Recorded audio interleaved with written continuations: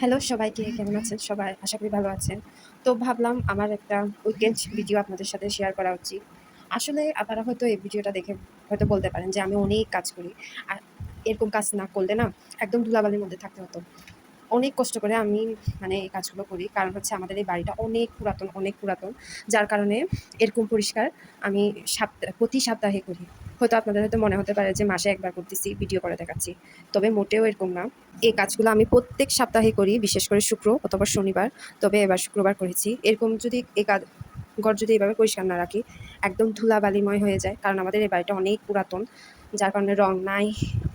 বাড়িটা অনেক পুরাতন, রং না থাকার কারণে ঘর অনেক ময়লা হয়ে যায় তাড়াতাড়ি, ধুলাবালি হয়ে যায়। তখন আমাদের অনেক সমস্যা হয়।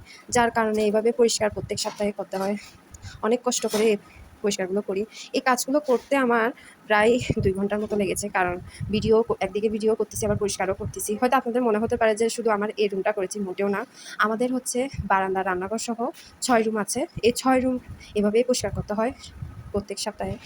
তো আমার রুমটা পরিষ্কার করতে একটু সময় লেগেছে বেশি। কারণ হচ্ছে অনেক জিনিসপত্র আছে, যেরকম ছোট রুম, আবার রুমের মধ্যে অনেকগুলো জিনিসপত্র, যার কারণে পরিষ্কার করতে অনেক সময় লেগেছে ২ ঘন্টার মতো।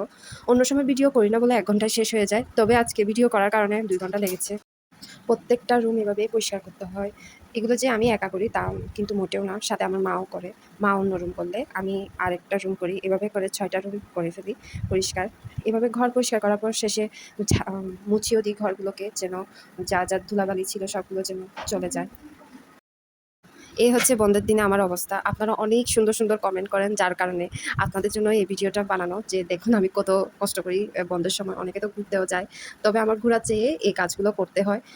তো এই হচ্ছে আমার অবস্থা। আমার এই ভিডিওটা ভালো লেগে থাকলে অবশ্যই লাইক, কমেন্ট অবশ্যই করবেন।